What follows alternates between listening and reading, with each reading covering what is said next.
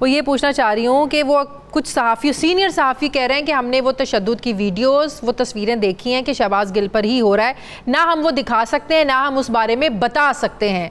तो इस्लामाबाद पुलिस से जब ये सवाल पूछे जाते हैं तो वो कहते हैं कि हमने तो नहीं किया। फिर खान साहब सवाल उठाते हैं कि अगर इस्लामाबाद पुलिस नहीं कर रही तो कौन कर रहा है। ये फिर एक नई डिबेट खुल जाती है। देखिए, मैं तो ये गुजारिश कर रहा हूँ कि वो सहाफ़ी हों, वो आप हों, वो मैं हूँ, वो इवन अदालत हो, ये हमारा काम नहीं है इस पे जजमेंट पास करना। ये मेडिकल बोर्ड बताएगा कि तशद्दुद हुआ कि नहीं हुआ, सही, वो कोई ड्रामा था कि जेन्युइन था, इसका सर्टेन किसने करना है? पहले तो ये करे ना। साफी 50 साफी इकट्ठे होकर चले जाए, बड़े मोतबर जय्यद साफी हो गए, उनकी जजमेंट नहीं मानी जाएगी, जजमेंट तो डॉक्टर्स की मानी जाएगी। या उन्होंने तशद्दुद होते हुए देखा हो, तस्वीरें हैं। अच्छा, मेरा मौक़िफ़ बिल्कुल ये नहीं, अगर तशद्दुद हुआ बिल्कुल नहीं होना चाहिए। ये अलग बात है कि शहबाज गिल साहब अपनी जमात के पिछले 4 महीने के बयानिए में जो ग्रेजुअली इलेक्शन कमीशन, अपने मुखालफिन, इन सब के बारे में जो हर्जा सराई कर रहे हैं और कर रहे थे, उसका वो हिस्सा है। और आज वो तो चले, उनके खिलाफ तो केस बना है। जो कल इमरान खान साहब ने परसों कहा है कि वो बाकायदा इंसाइट कर रहे हैं, वो फौज को मजबूर कर रहे हैं, वो उनको दावतें दे रहे हैं, वो कह रहे हैं, उनके खिलाफ प्रेशर बिल्ड कर रहे हैं कि आप गैर आईनी काम करें, मावराए आइन जाएं और इस हुकूमत को चलता करें और मेरी हुकूमत को इंस्टॉल कराएं। ये क्या, ये उस जुर्म से बड़ा जुर्म नहीं है? आज भी इमरान खान साहब ने सोशल मीडिया के कुछ लोगों से बात की, मुलाकात की और कहा कि शहबाज गिल ने जो बात की है, आप सुप्रीम कोर्ट का असगर खान का फैसला उठाकर देख लें, तो जजेस ने जो फैसले में कहा, वो मेरा इशू शहबाज गिल नहीं है जी। मैं आपसे, शहबाज गिल ने जो कहा, मैं तो कह रहा हूँ इमरान खान ने उससे आगे बढ़ के कहा। तो वो कह रहे हैं ना कि शहबाज गिल ने कुछ ऐसी बात नहीं की, तो क्या फिर जजेस को भी पकड़ लें? कि गुजारिश है, खान साहब तो आसमान के तारे मिलाते जाएंगे ना, मेरे लिए तो वो मानी नहीं रखते।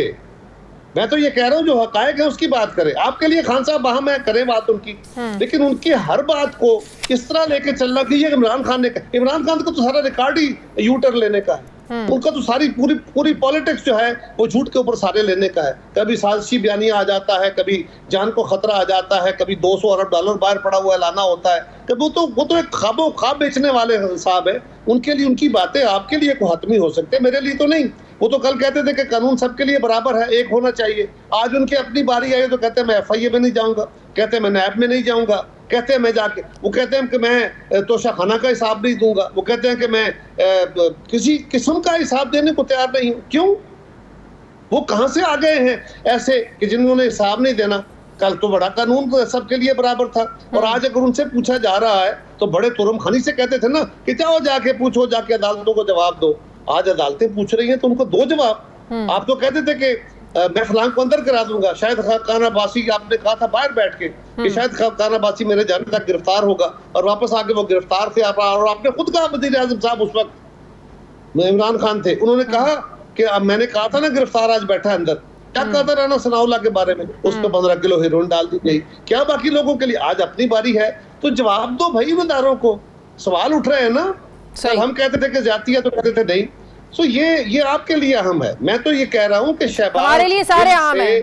हमारे लिए पाकिस्तान पीपल्स पार्टी के जरदारी साहब कोई बात करें, हम उसको भी जो है ना वो दिखाएंगे, बताएंगे। ऐसा नहीं है, ये देखे ना, ये मेरी राय है, ऐसा नहीं है जी। सवाल ये हो सकता है मेरी राय गलत हो, लेकिन ये मेरी जाती राय है। हाँ। गुजारिश ये है कि खान साहब इस वक्त जो कुछ कह रहे हैं, मेरे लिए शहबाज गिल अहम नहीं है, उसके साथ तशद्दुद नहीं होना चाहिए, लेकिन शहबाज गिल ने अपनी पार्टी पॉलिसी और तसलसल के साथ बयान दिया है। अगर वो आइसोलेशन में किसी तकरीर करते हुए कुछ चंद लफ्ज गलत कह जाते और उस पर वो माजरत कर लेते तो मेरा ख्याल है उनको माजरत कबूल करनी चाहिए थी। लेकिन अगर एक पॉलिसी के तौर पे उनकी ट्वीट्स वो हों, उनके टिकटॉक्स वो हों, उनकी तकरीरें वो हों, उनके बयानात वो हों, और एक नहीं 4 महीने से हों, तो फिर उसको सहमन नहीं कहा जा सकता। फिर वो और एक बंदे के नहीं हो बल्कि पूरी जमात के हों। कायरा साहब मेरे साथ रहे, मुझे ब्रेक लेनी है, वापस आते हैं एक वक्फे के बाद।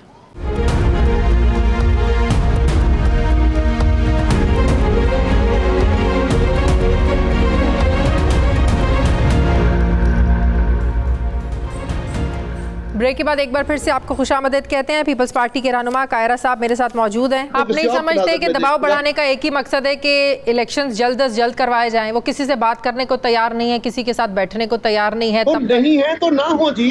देखिए ना, अगर कोई बात करने को तैयार नहीं है तो ना हो, मौज करें, जाएं ऐसी करें, जाके नहीं बात करते तो घूमते फिरें। सवाल ये है कि बात करने से मसले का हल निकल रहा है ना। खान साहब की ख्वाहिश के ऊपर तो मुल्क नहीं चलना, मुल्क तो चलना है आइन और कानून पे।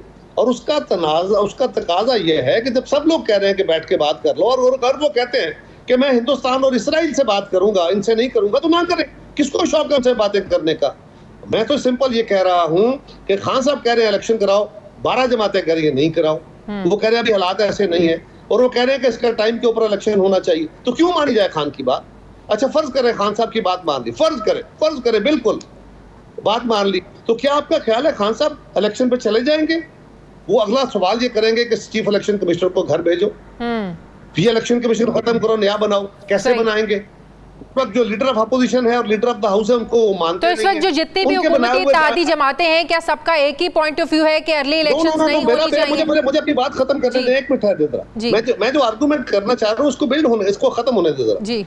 सवाल ये है कि उनको नहीं मानते house, leader of the house, leader of the opposition को। तो इस इलेक्शन कमीशन की जगह जो नया इलेक्शन कमीशन उन्होंने बनाना है ना कानून के मुताबिक। खान साहब की ख्वाहिश पे तो नहीं बनना। खान साहब तो असेंबली में है नहीं, तो जो उस वक्त बैठे हुए उनको मानते नहीं, उनका बनाया हुआ नया इलेक्शन कमीशन भी नहीं मानेंगे, फिर क्या करेंगे?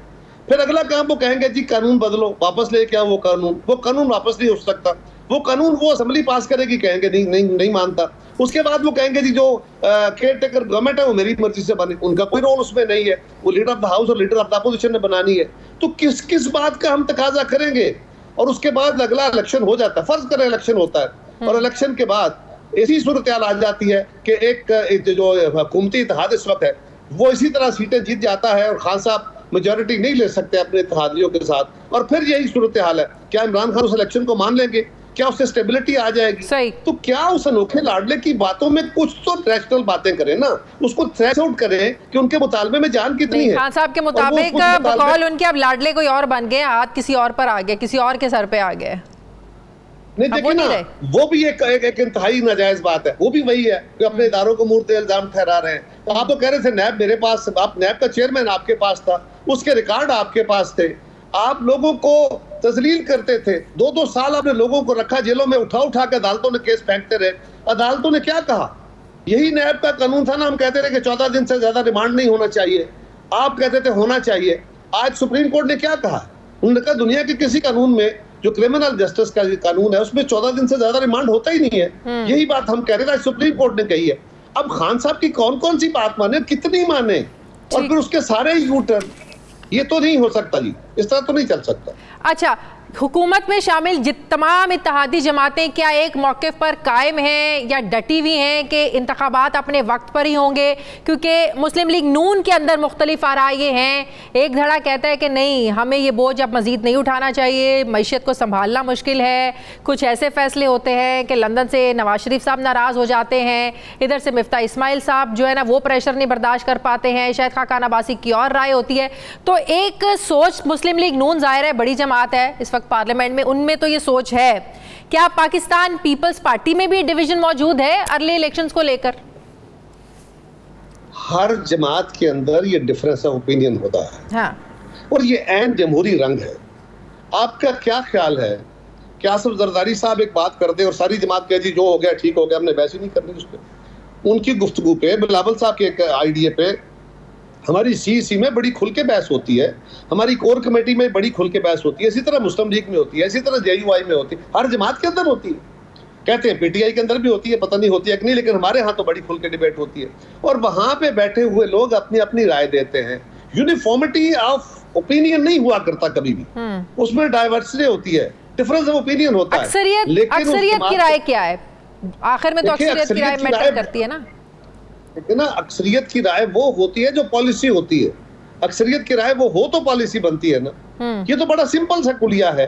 जमातों के अंदर किसी का, अगर मुस्लिम लीग के अंदर डिफरेंस ऑफ ओपिनियन है तो ये जमहूरी रंग है, लेकिन वहां से जो फैसला करके मुस्लिम लीग बाहर अनाउंस करेगी उसके साथ सारी जमात खड़ी होगी। यही पीपल्स पार्टी का सूरत है। और जब आप हुकूमती इत्तेहाद में आएंगे तो हुकूमती इत्तेहाद में हो सकता है किसी जमात का ये राय ना हो, जमाती तौर पर भी ना हो, लेकिन जब वो इत्तेहाद में बैठेंगे तो वो इत्तेहाद से बहस करके अंदर बैठ के अपनी डिस्कशन करेंगे, अपना ओपिनियन देंगे।